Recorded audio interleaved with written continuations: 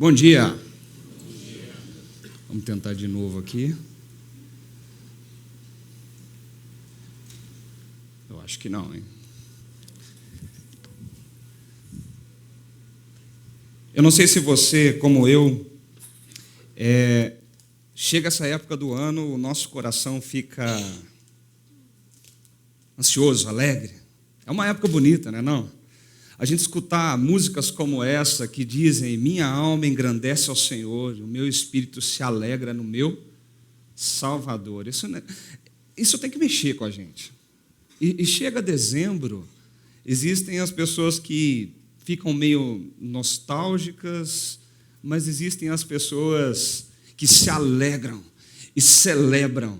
E parece que o coração quase explode com essa alegria que essa época do ano vem trazer para a gente.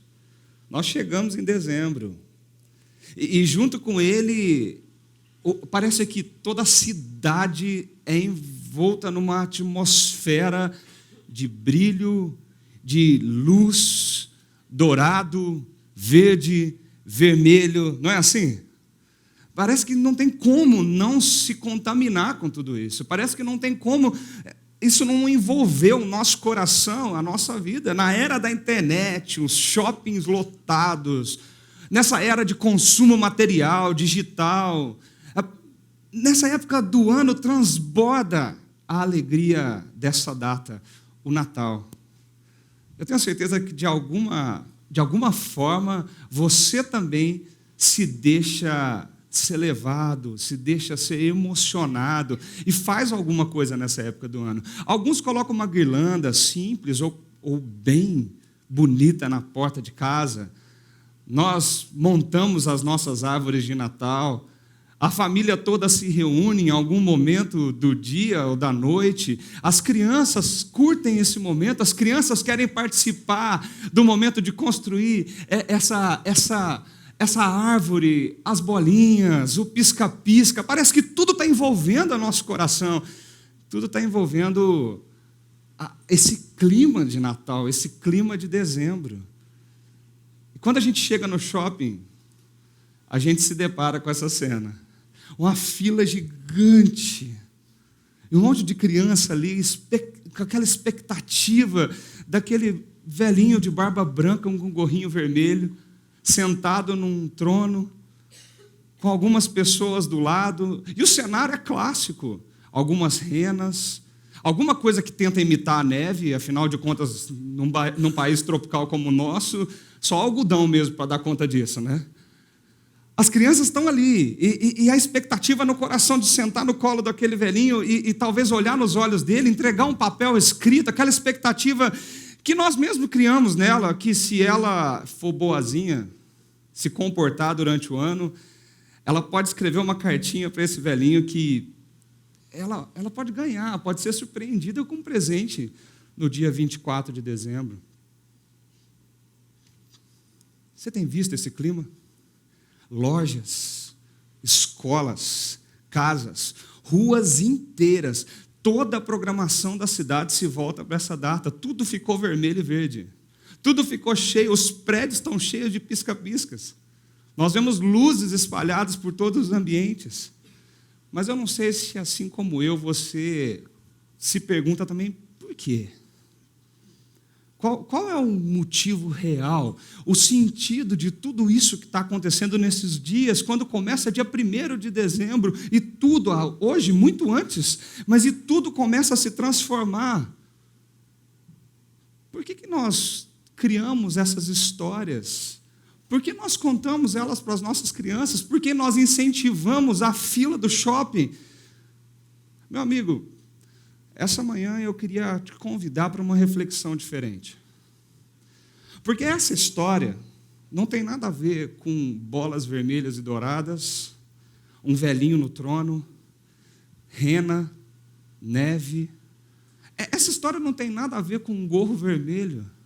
Não tem nada a ver com chaminé, meias penduradas nas janelas. Essa história não tem nada a ver nem com uma árvore, uma estrela na ponta. Eu queria convidar você essa manhã para uma reflexão sobre o que de fato significa essa história. O que significa o mês de dezembro para nós? Natal. Você sabe o que significa Natal? Você já parou para pensar nisso? A palavra Natal, ela tem um significado de natalidade, de nascimento. A palavra Natal já aponta para a verdadeira história. O que Natal significa? O nascimento de alguém. Mas nós temos sido tão bombardeados por histórias desconexas que parece que esse nome já não tem mais sentido. Você conta a história do Papai Noel para os seus filhos, mas se Natal significa que alguém nasceu, quem nasceu nessa história? Se Natal significa nascimento, por que nós contamos a história do bom velhinho do trenó que voa pelo mundo e distribui presentes às crianças boazinhas? Essa história não começa na neve, nem na chaminé. Essa história, ela acontece num campo. Ela começa num campo. Um ambiente que talvez muitos de nós teríamos medo de estar numa noite nessa época do ano. Quando nós conseguimos sobreviver a essas histórias inocentes, mas que tentam substituir a verdadeira mensagem do que significa Natal, nós conseguimos agora olhar para uma outra narrativa. E talvez você agora consiga voltar ao seu coração. Você já viu um presépio? Tem algumas figuras clássicas ali, não tem? Uma ovelhinha, uma vaquinha deitada, um bercinho bem rudimentar, que nós chamamos de manjedoura, uma estrela, a figura de alguns homens, alguns com cajado na mão. Você já viu isso em algum lugar? Você já contemplou o que significa isso para nós? Quando nós conseguimos romper a barreira do velhinho de gorro vermelho, nós começamos a olhar para essa nova cena. E quando nós olhamos para essa nova cena, nós olhamos isso, parece que nós escutamos os anjinhos cantando, né? Quando nós olhamos para o presépio, parece que é isso que nós olhamos para essa cena maravilhosa, aqueles anjinhos em formato de criança, né, com forma angelical descendo. É uma cena linda, os quadros clássicos pintam isso. Eles mostram e retratam essa realidade. Mas nós estamos perdendo a essência do que essa história realmente significa para mim e para você. Nós romantizamos tanto que nós perdemos a essência do que ela realmente significa para o nosso coração. Um pouquinho de história. Eu não sei se você sabe, mas a comemoração do Natal começou no século IV. Quando Constantino, ele declara ali no Império que todo mundo seria cristão, que o Império seria cristão, ele proclama que nessa data de dezembro seria comemorado o nascimento de Jesus Cristo. Ele pega uma data que era muito usual ali para o Império, porque eles festejavam o Sabaton. Era uma festa que celebrava o fim dos dias curtos e a chegada dos dias longos. Ele aproveitou dessa data, essa data que celebrava o solstício, e agora ele usa dessa data pagã para dizer, nessa data nasceu Jesus e nós vamos celebrar. No Sabaton, eles entregavam presentes um para o outro na noite onde o solstício virava. Ele usa dessa data, e a comemoração de Natal começa. Mas o foco dessa comemoração era Jesus, e não um bom velhinho. Nós perdemos o peso, nós perdemos a força, nós perdemos a essência que constrange, que derrama lágrimas nos olhos do que essa história realmente significa para nós e para as nossas crianças. Essa história não começa num trono no shopping, nem num trenó na noite do dia 24. Essa história começa num campo.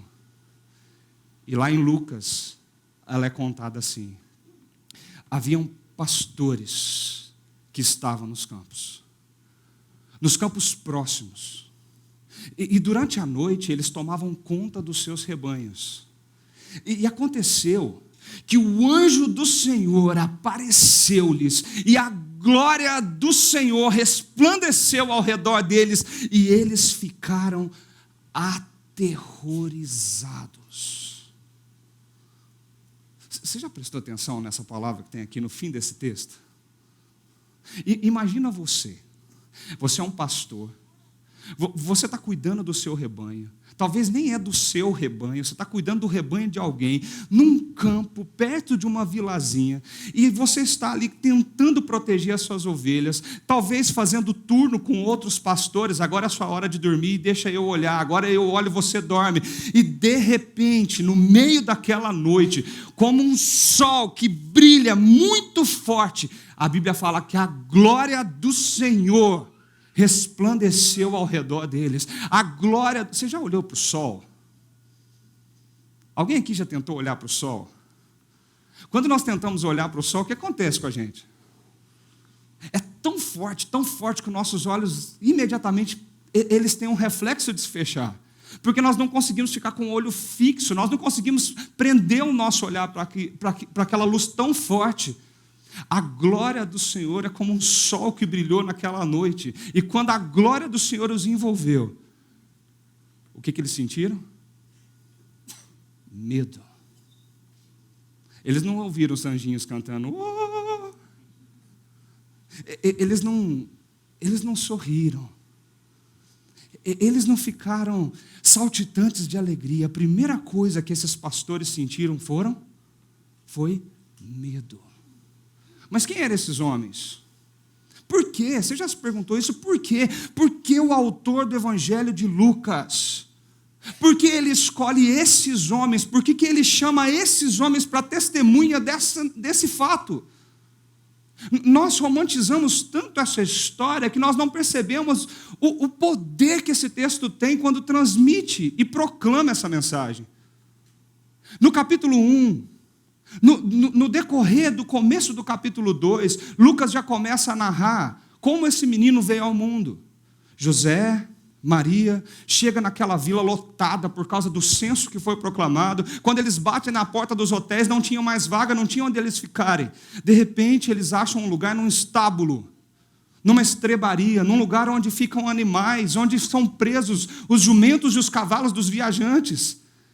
Um lugar que não tinha um cheiro gostoso, que não era um ambiente limpo, não era um ambiente favorável para uma mulher na idade gestacional que Maria estava, depois de uma viagem longa até aquele lugar. Mas ela entra naquele lugar, e quando ela está ali, ela começa a ter dores de parto, e ali nasce aquele menino, sem um berço, todo bonitinho, comprado no shopping de última geração. Maria e José são obrigados a colocar um pouquinho de palha numa manjedoura, um coxo, onde as vacas, os cavalos e os jumentos se alimentavam, e ali ela repousa aquele bebê recém-nascido. Você consegue imaginar essa cena? Quem é pai e mãe aqui sabe do que eu estou falando. Quando os nossos filhos nascem, parece que a gente tem medo deles pegarem um resfriado só de trocar de roupa.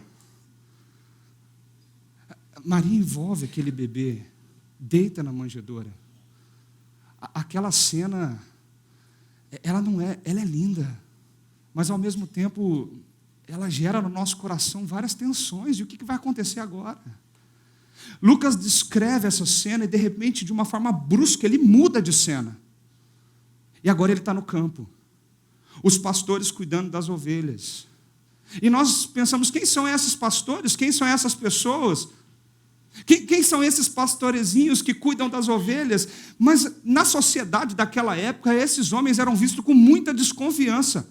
Esses homens seriam os últimos homens a serem convocados para testemunharem um fato tão importante quanto o nascimento de Jesus. Os pastores na época eram considerados homens que ganhavam a sua vida cuidando de ovelhas, talvez para vendê-las nos sacrifícios do templo, mas muitos deles eram desonestos. Eram pessoas que eram excluídas da sociedade, porque eles roubavam uns aos outros, e uma ovelha de um pastor era roubada pelo outro. Os antigos escritos judaicos falam sobre eles, os pastores, que precisavam ter muito cuidado para lidar com eles. Eles não eram os homens bonzinhos, as testemunhas perfeitas, muito pelo contrário. Seriam os últimos homens a serem chamados para testemunhar esse fato. Mas por quê? Mas por que Lucas escolhe esses homens, os primeiros a ouvirem essa mensagem? É curioso, e eu não sei se você já percebeu isso. Quando nós lemos as histórias que Deus tem para nos contar, as histórias de Deus, a história de Deus sempre aponta para homens falhos e pecadores, para homens que são cheios de defeitos, mas que carregam a verdadeira mensagem do amor desse Deus infinito. Quando Deus escolhe homens falhos para carregar e portar uma mensagem tão grande, é para nos lembrar que a mensagem não tem a ver comigo nem com você, mas a mensagem tem a ver com o que Ele fez e o que Ele está fazendo na história das nossas vidas. Aqueles homens seriam os últimos a serem chamados para testemunhar esse evento, mas eles foram. Ele chama os pastores como testemunha para essa grande verdade. O caminho da salvação anunciada pelos anjos é intencionalmente iniciado pelos menos favorecidos daquela sociedade. Deus escolhe os simples para carregar uma mensagem de salvação eterna. Tudo isso para que a glória seja dele e unicamente dele. Nenhum pastor ia ganhar uma BMW por proclamar aquela mensagem. Nenhum pastor ia ganhar status social por proclamar aquela mensagem. Os pastores nem eram ouvidos. Mas eles carregaram a maior mensagem do mundo. Mas só um detalhe. Quando o anjo aparece ao redor deles, eles ficam aterrorizados. Eu confesso que eu já li esse texto várias vezes. E toda vez que eu li esse texto, na minha mente eu imaginava os pastores de joelhos, mas assim, naquela atitude de felicidade, de alegria, o anjo falando e os pastores, Senhor, tudo bem, a gente está ouvindo. Sabe aquela cena de presépio? Eu imaginava isso, mas de repente essa palavra salta nos meus olhos. Eles ficaram aterrorizados. Você já viu um anjo? Que medo de perguntar isso, né?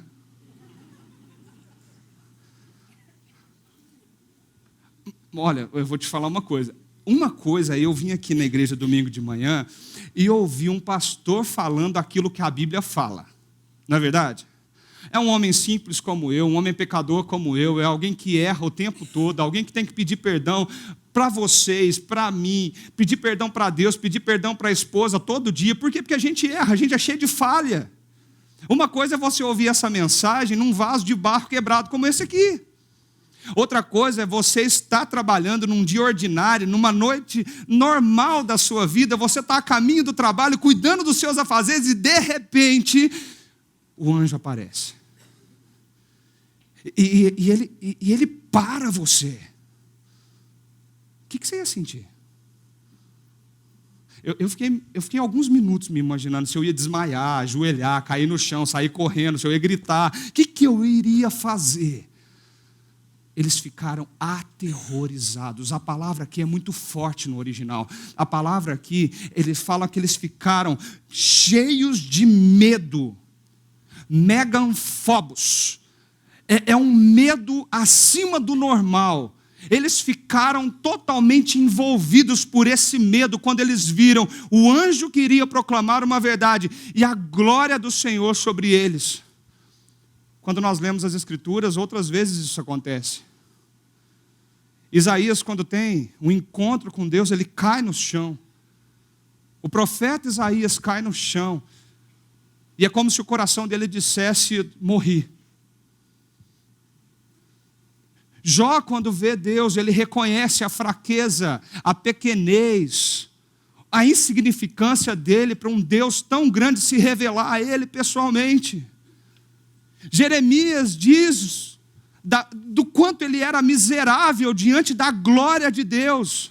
Aqueles homens ficam com medo e muito medo. Se você sempre imaginou a cena de Natal como uma cena linda, com músicas cantando, esse texto nos mostra uma cena de Natal de medo. É um anúncio grandioso, é uma proclamação de vitória, é uma grande mensagem. Nós não podemos transformar essa mensagem como algo banal nas nossas vidas. E esse texto continua. Porque eles ficaram com tanto medo? O anjo, em pé de frente para aqueles pastores, disse: não tenham medo. A prova de que o coração deles estava quase saindo pela boca. Sabe aquele momento que você fica com tanto medo que você não tem nem reação. O anjo, a primeira coisa que ele olha para aqueles homens e fala é: não tenham medo. Porque eu estou te trazendo boas novas de grande alegria, que são para todo o povo. E olha o que esse anjo diz: hoje, na cidade de Davi, lhes nasceu o Salvador, que é Cristo, o Senhor. Isso vai lhe servir de sinal, uma manjedoura. Essa mensagem impactou o coração daqueles homens. Eles não tiveram tempo nem de respirar. Eles não conseguiram nem pensar no que eles estavam ouvindo. E de repente, uma grande multidão do exército celestial apareceu com um anjo, louvando a Deus e dizendo: glória a Deus nas alturas e paz na terra aos homens aos quais concede o seu favor. Não foi uma musiquinha. Glória.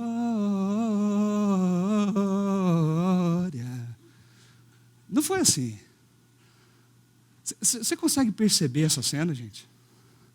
Uma grande multidão do exército celestial aparece naquele lugar. E de repente aquele exército de anjos começam a marchar e gritar: glória a Deus nas maiores alturas e paz na terra aos homens aos quais Ele concede o seu favor. Você já viu aquele filme Esparta? Do filme de Esparta 300? Quando um exército de Esparta para na frente do outro, e aí de repente o chefe daquele exército começa a perguntar para o outro exército inimigo assim: o que você é? Aí eu falo: eu sou arqueiro. Não, qual a sua profissão? Eu sou marceneiro. E eles começam a responder alguma coisa, e ele vira para o exército dele e fala: exército, o que vocês são? E eles gritam: sabe aqueles berros que eles dão de intimidação? Meu amigo, essa cena aqui não tem nada de anjinho voando e nada de cançãozinha bonitinha. Isso aqui é um exército intimidando o inimigo e gritando glória a Deus, a quem merece essa glória. E paz na terra, porque é isso que Ele veio fazer na nossa vida. É um exército marchando para o grande evento da história. Isso aqui dá medo. Você já imaginou de frente para um exército? E de repente, ele grita. A gente fala assim: mas eles estavam cantando. Não. A Bíblia está falando louvando a Deus e dizendo. Eles estavam gritando. A ênfase aqui é na fala deles. É um pouquinho diferente da cena do presépio, não é não? Dá medo ou não dá? Você está trabalhando, seu ambiente de trabalho, você está quietinho no seu canto, de repente, você olha para o céu, uma luz como o sol, no meio da noite, um anjo se coloca na tua frente e fala: eu vim trazer uma mensagem de alegria para vocês. E quando eles nem têm tempo de pensar na mensagem que o anjo fala, um exército chega. Morri. Essa é a sensação, gente, morri. Olha o que está vindo para mim. A ênfase aqui é nós percebemos que mensagem é essa. Qual é a verdadeira mensagem do Natal?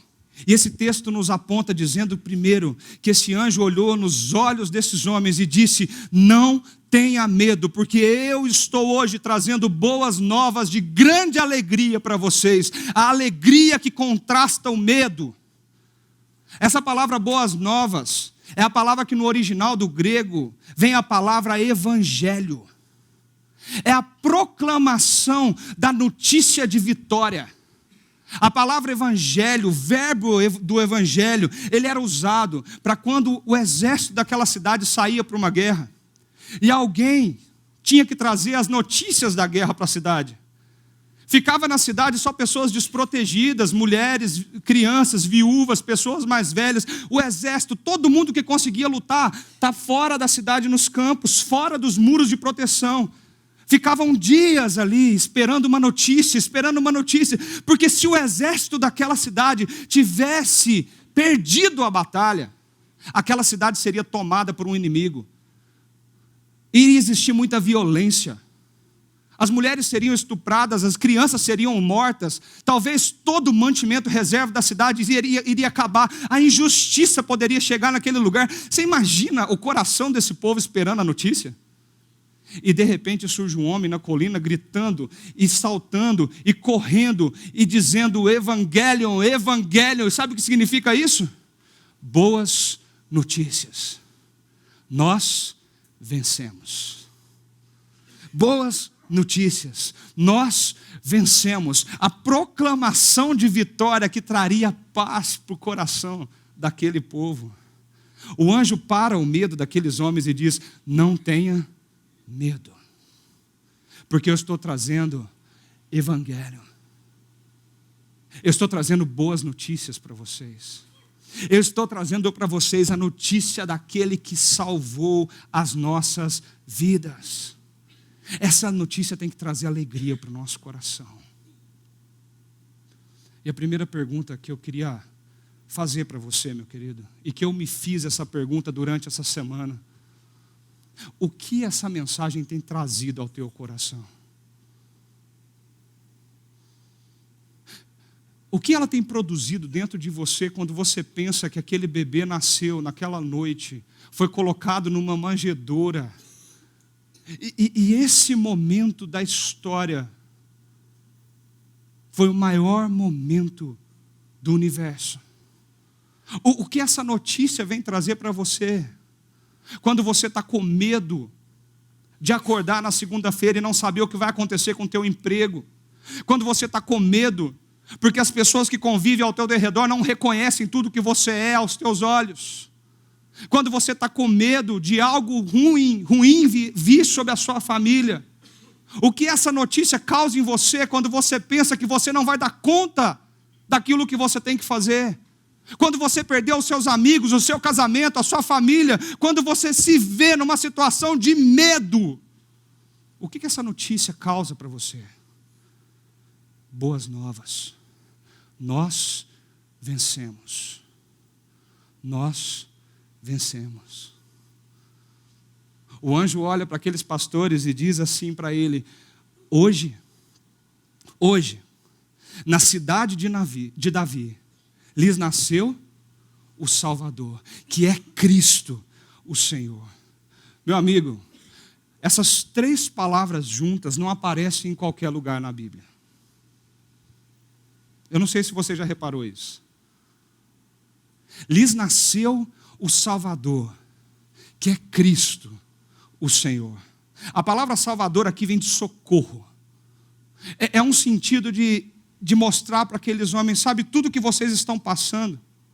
A palavra Salvador aqui é aquele que vem e se entrega para te tirar do lugar mais obscuro, do lugar mais terrível que você está enfrentando. É socorro diante de toda a aflição que a tua vida tem passado.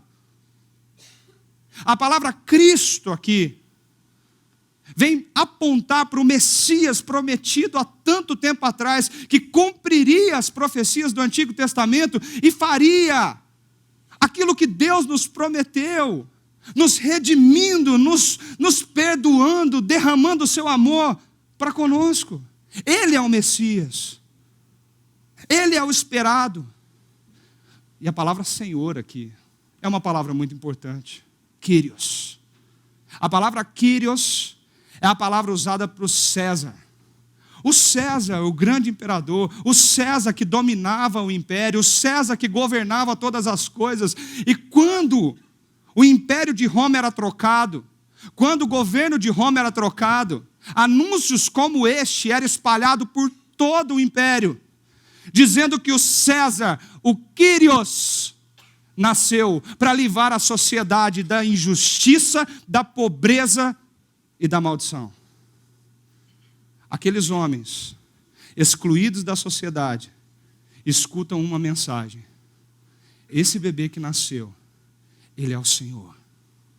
Ele é o Quírios. Significa que Deus olhou para o mundo que Ele criou, olhou para nós, viu o caos em que nós estávamos imersos e Ele se inseriu nesse mundo real. Ele veio ao mundo como homem. O grande Criador do universo se esvaziou e se transformou num bebezinho em uma manjedoura, mas proclamando a todos que Ele é Senhor sobre tudo e sobre todos. Quando eu penso nessa realidade, eu penso na minha vida. E se essa mensagem é as boas novas de vitória e grande alegria para mim, acreditar que nasceu o Salvador, que é Cristo Senhor, impacta o meu coração em todos os aspectos. Porque isso diz que eu não sou Senhor da minha vida. Ele é o Senhor de todas as coisas. Eu não sou Senhor sobre a minha existência. Ele é o Senhor sobre tudo que me envolve. Ele é o Senhor.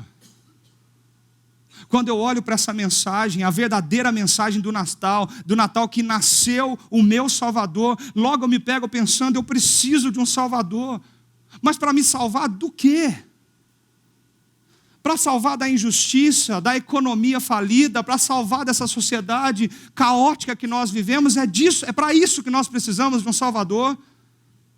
E a resposta disso logo vem quando o exército grita. Você pode ler comigo essa frase? Glória a Deus nas alturas e paz na terra aos homens, aos quais Ele concede o seu favor. Para nos salvar de quê? Essa é uma proclamação de paz. Essa é uma proclamação que diz, porque Ele nasceu, nós temos paz. Naquela época, o Império Romano não estava em guerra.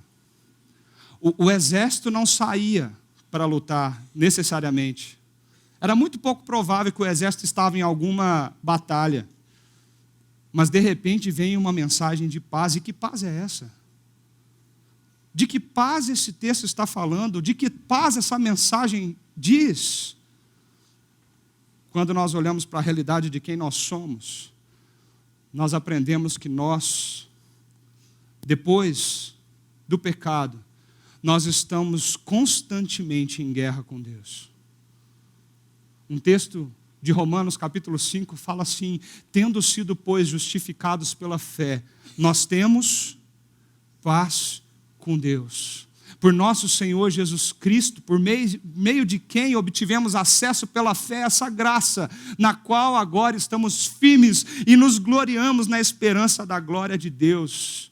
Sem a paz trazida por aquele bebê, sem a paz trazida pelo Rei do Universo, sem a paz que o sacrifício de Jesus traz, nós estamos em guerra com Deus.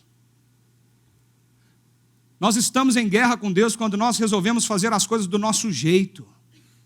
Quando nós lutamos pela nossa autonomia, as decisões são minhas e eu faço do jeito que eu quiser. Os meus princípios, os meus valores, a minha ética. Quando tudo aponta para o eu e não para Deus. Quando no meio do caos do meu casamento eu escolho o meu egoísmo, eu escolho os meus sentimentos. Quando naquele momento da empresa que eu sou testado a seguir pelo caminho correto, ou achar um atalho para fazer o que é mais fácil, mas não o que é certo.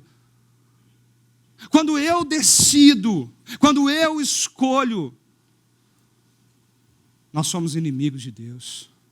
Quando nós dizemos para Ele, do seu jeito não, Deus. Na área da minha sexualidade quem manda sou eu, e eu faço do meu jeito. Do seu jeito não, Deus. No meu casamento quem manda sou eu, e quem responde a isso sou eu. Quando você coloca o teu coração acima dele, você só está denunciando a todos e a você mesmo essa guerra com Deus que nós vivemos constantemente. O pecado nos causou separação para com o Criador. E nós vivemos em guerra para com Deus. Essa semana nós fomos tomados por uma notícia, e nas redes sociais só se fala disso. Quando um grupo de teatro resolve fazer uma encenação do que seria o Natal aos olhos deles. E eles colocam Jesus como alguém homossexual, e eles colocam uma cena deturpando essa história, eles colocam uma zombaria naquilo que significa a verdadeira mensagem. Pulverizam isso nos canais de nossa comunicação e na rede, na internet. As pessoas assistem, algumas aplaudem, outros rolam de rir no sofá. A zombaria do caos que nós vivemos chegou nas nossas casas, na nossa televisão, no nosso celular. Nós só evidenciamos o caos que nós vivemos longe de Deus, da nossa autonomia, das nossas escolhas, da guerra que nós temos contra o Criador por causa do pecado. Aquela mensagem é revolucionária. Aquela mensagem de paz, ela significa que através de Jesus nós temos paz com Deus. Isso não significa talvez ausência de guerra, ausência de problemas, ausência de confusão na nossa vida, mas isso significa que você pode ter um relacionamento profundo e íntimo com o Criador do universo a partir de Jesus. Eu amo esse texto de Colossenses que diz assim: pois foi do agrado de Deus que nele habitasse toda a plenitude, e por meio dele reconciliasse consigo todas as coisas, tanto as que estão na terra, quanto as que estão no céu, estabelecendo a paz, pelo seu sangue derramado na cruz. Antes, vocês estavam separados de Deus, e na mente de vocês eram inimigos por causa do mau procedimento de vocês, mas agora ele os reconciliou. A mensagem do Natal é muito mais do que anjinhos voando e cantando. A mensagem do Natal é um exército gritando: a paz de Deus chegou até vocês. A paz de Deus chegou até o coração de vocês. Nós vencemos a separação, nós vencemos o pecado, nós vencemos em Cristo Jesus a condição, essa condição que nos afastava do eterno. E agora nós podemos ter paz. Você pode sim, no meio do caos do seu casamento, deixar os seus sentimentos de lado, parar de olhar para os seus princípios egoístas e optar pelos caminhos que Deus aponta para cada um de nós, sabendo que os caminhos de Deus é um caminho de paz. Você pode sim, na tua ética profissional, levantar a bandeira daquele que te salvou na cruz e dizer não para algumas coisas, para aquelas que ofendem a Deus. Porque os caminhos que Deus aponta, por mais que na hora nos tragam problemas na sociedade atual, são caminhos de paz no nosso coração.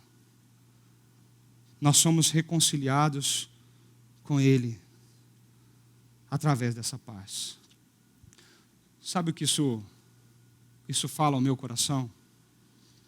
Essa é a mensagem de Natal.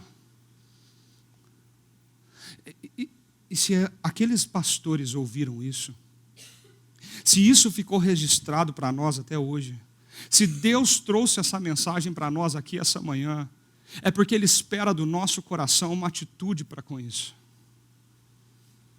Algo essa mensagem produz na nossa vida.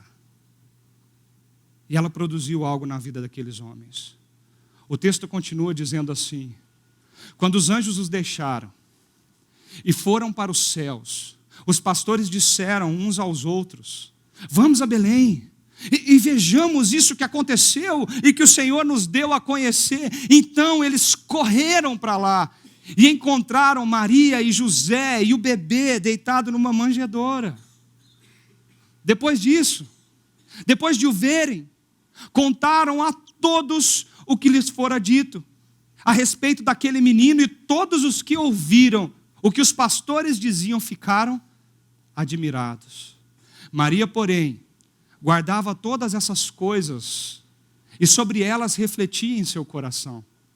Os pastores voltaram, glorificando e louvando a Deus por tudo o que tinham visto e ouvido, como lhes fora dito. Algumas atitudes nós podemos ver depois que nós ouvimos essa história. Eles correram, eles viram, eles contaram, eles proclamaram aquela notícia maravilhosa a todos que eles encontraram depois que viram. Mas de uma forma enfática, o autor destaca esse evento. Maria, porém, guardava todas essas coisas e sobre elas refletia em seu coração. Quando os pastores chegam naquela cena e veem aquele presépio real, eles olham para aquele bebê envolto nos panos, deitado naquela manjedoura, eles olham para Maria, olham para José, eles contam para eles o que eles tinham visto. Eu imagino o medo sendo relatado, o temor que eles ficaram quando eles viram aquele exército diante deles. Mas que agora os olhos deles contemplavam a verdade do que essa notícia trazia. Maria ouviu e ela guardava essas coisas no seu coração e refletia isso. Essa palavra refletir, ponderar, é de uma forma cognitiva. É uma palavra usada para dizer assim, qual é o contexto disso, como eu estou inserida nisso, como eu me conecto a essa história que eu estou ouvindo.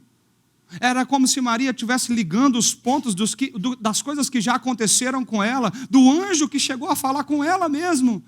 E agora os pastores testificando tudo isso, uma coisa ligada na outra, e Maria se contextualizava. Essa palavra é forte porque é um movimento de você pensar no seu coração, como isso se encaixa na minha vida e em tudo que eu sou. Maria olhou aquela cena e ela perguntou, o que isso tem a ver comigo? Como eu fico depois dessa história? Como eu ajo em relação a isso? É isso que o Natal tem que produzir no nosso coração. Nós não podemos ouvir essa história e depois de ouvi-la ficarmos apáticos como se ela não significasse absolutamente nada para nós. Se nós acreditamos naquilo que o exército gritou, se nós acreditamos na frase do anjo dizendo hoje nasceu o Salvador das nossas vidas, essa história não pode simplesmente não significar nada para cada um de nós. Nós precisamos voltar o nosso coração para essa realidade e, no mínimo, perguntar para nós mesmos, o que muda na minha vida?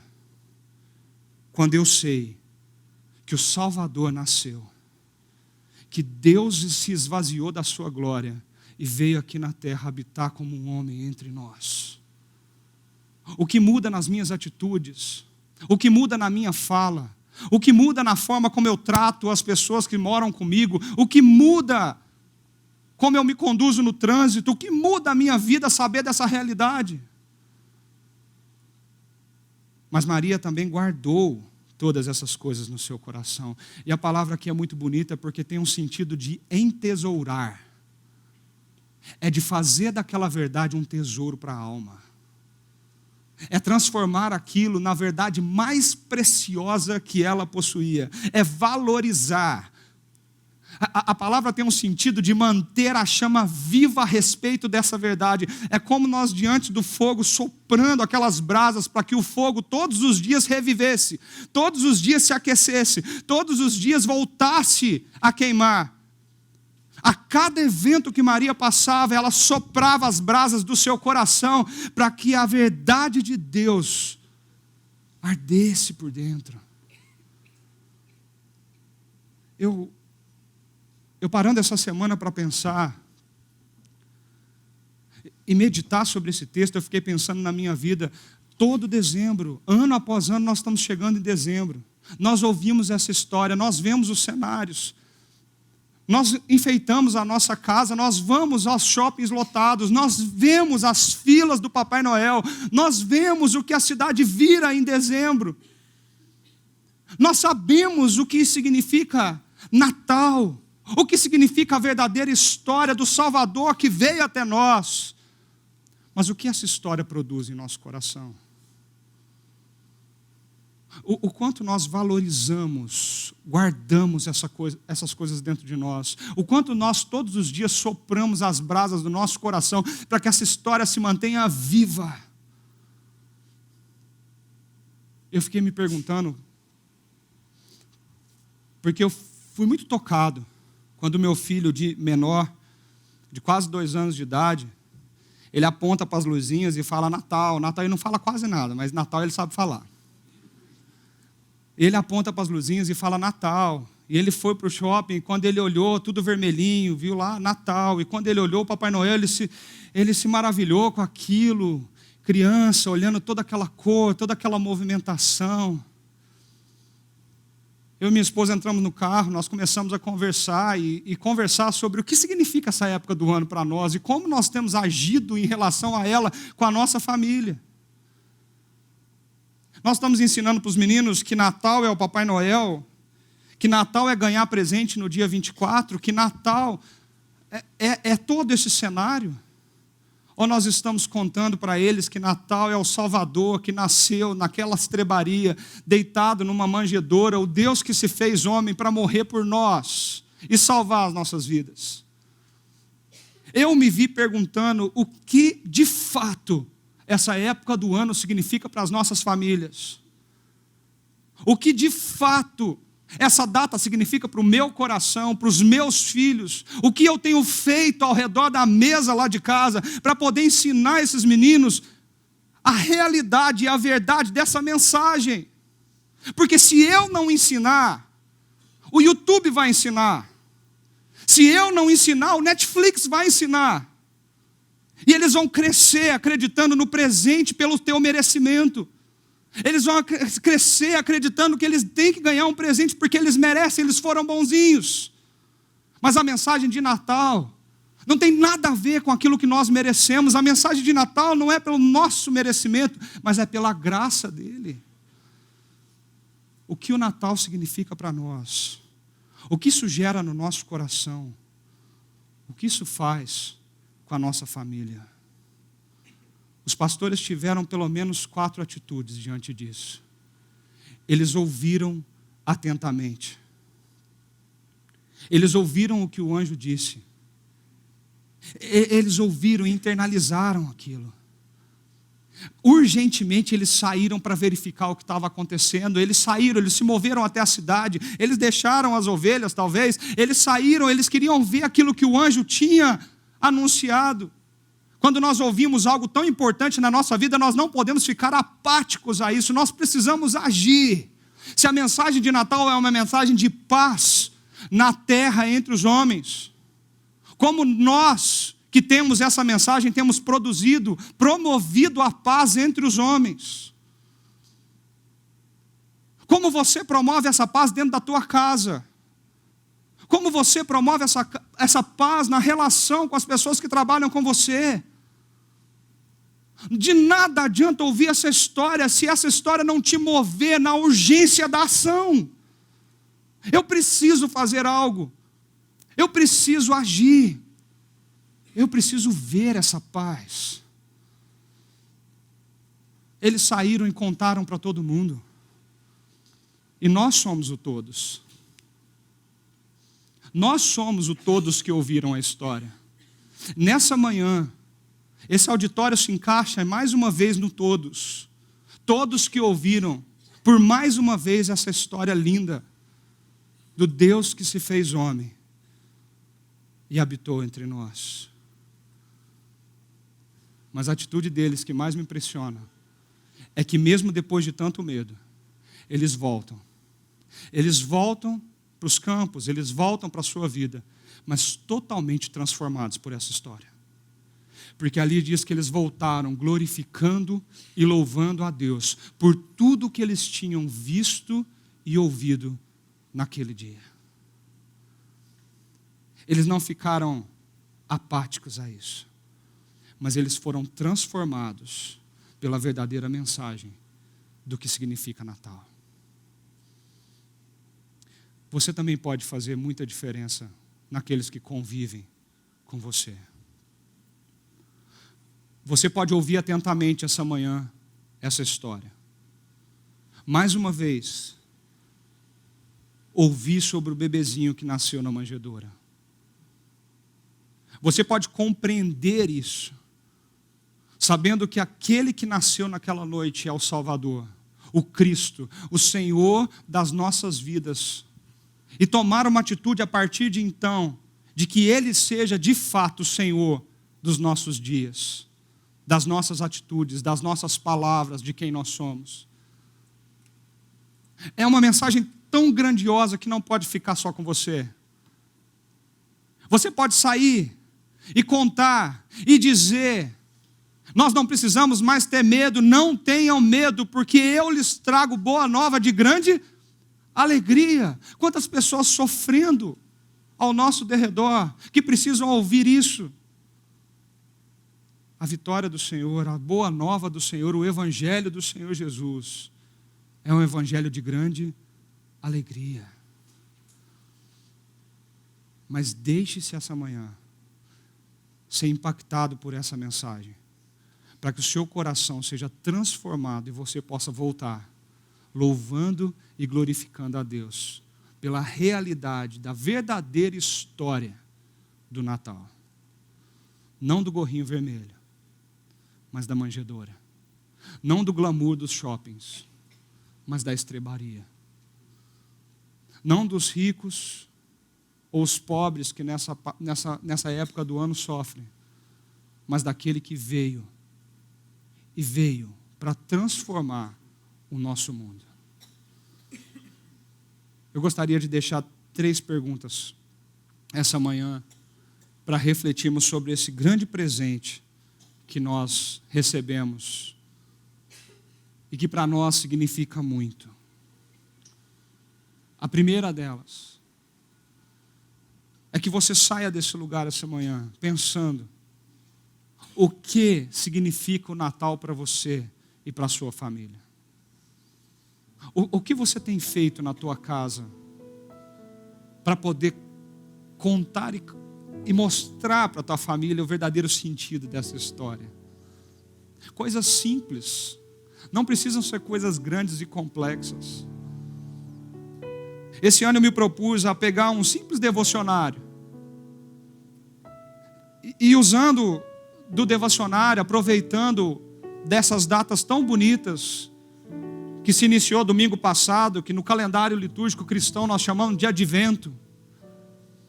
O primeiro domingo, o segundo domingo, o terceiro domingo e o quarto domingo, usando de leituras diárias todos os dias, lembrando de alguns salmos, lendo algumas profecias, sentado na minha mesa. Eu e minha esposa temos visto nossos filhos tentando nos imitar. Ontem à tarde, o João, de 3 anos, ele estava brincando com o Levi. E ele virou para o Levi e falou assim: Levi, e o Levi nem fala, só segue. E ele falou assim: Levi, vamos cantar. E pegou uma coisa e começou a cantar uma música falando de Jesus, ele é o rei. Não sei de onde ele tirou aquela música. E de repente ele pôs o Levi ajoelhado assim na sala e falou assim: agora nós vamos orar. Gente, não tem preço que pague isso. Nós estamos preocupados de mostrar para eles o shopping bonito, mas nós estamos esquecendo da verdadeira história. Nós estamos preocupados de mostrar para eles que eles podem merecer um presente se eles tiverem notas boas, mas nós estamos esquecendo de mostrar para os nossos filhos o maior presente que nós já recebemos na nossa vida. O que você tem feito? O que você tem feito para influenciar a sua geração a respeito do Natal, do verdadeiro Natal? Como está a tua casa? Com gorrinhos vermelhos? Ou talvez você tenha valorizado as imagens que nos lembram desse menino que nasceu, desse menino que trouxe salvação para o nosso coração, que trouxe paz para a nossa história. Pergunte-se aí, pergunte-se para você mesmo, o que de fato significa essa data na tua vida? O que a mensagem nasceu o Salvador provoca no seu coração? Medo ou grande alegria? Ela te tira daquele lugar de ansiedade para um lugar de confiança? Todos os dias eu tenho tentado acordar e dizer para Deus: Deus, obrigado, porque o Senhor me salvou de mim mesmo. O Senhor me salvou do meu orgulho, o Senhor me salvou da minha arrogância, o Senhor me salvou da minha prepotência, o Senhor me salvou das minhas escolhas, o Senhor tem me salvado todos os dias de escolher coisas erradas e optar por caminhos errados na vida. O Senhor tem me salvado, e através desse menino que foi para uma cruz, eu tenho experimentado a salvação de Jesus dia após dia. Quando eu ouço essa frase, nasceu o Salvador, isso me enche de paz, de saber que eu não preciso confiar em mim mesmo, nem nas minhas mãos, nem no meu esforço, muito menos no meu merecimento. Eu só preciso descansar nele, o meu Salvador, o meu Senhor, Jesus Cristo. O que você tem feito com essa mensagem?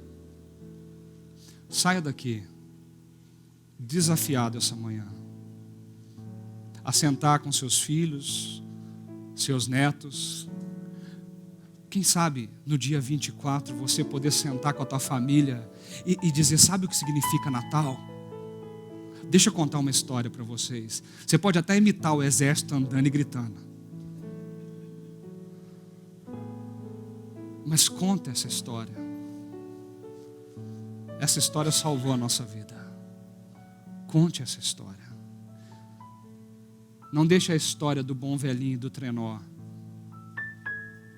ficar maior que a história do nosso Deus conosco, deitado numa manjedoura, numa noite, que salvou a nossa vida.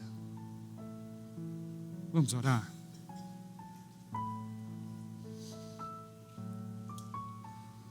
Senhor, muito obrigado por essa manhã. Muito obrigado por essa rica oportunidade que nós temos aqui como família estendida do Senhor. Muito obrigado, Pai, porque apesar de não merecermos, nós ouvimos mais uma vez a proclamação dessa mensagem tão rica, tão linda. E nós pedimos, ó Deus, que o nosso coração guarde como um tesouro no seu interior essa mensagem tão linda para a nossa vida.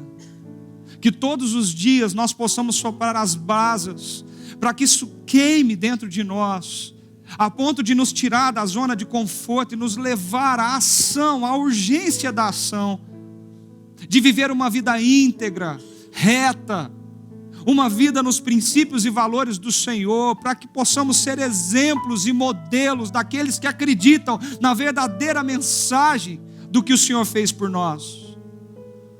Toma os nossos corações essa manhã e ressignifica essa história, Pai.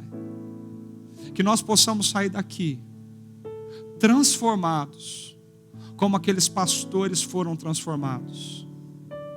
Que nós possamos sair daqui dispostos a contar para todo mundo a história que salvou a nossa vida. E nós fazemos isso em nome de Jesus. Amém. Eu não queria que você se levantasse ainda, nem que você se dispersasse. Mas nós vamos cantar uma canção que é uma oração. E uma oração que diz que nós consagramos tudo que nós somos a esse rei. O rei dessa história que nós acabamos de ouvir, o rei das nossas vidas. Eu queria que você usasse dessa canção para você orar. E logo em seguida, o pastor Ricardo Agreste tem um aviso muito importante para nos dar. Então, vamos usar desse momento para o nosso coração.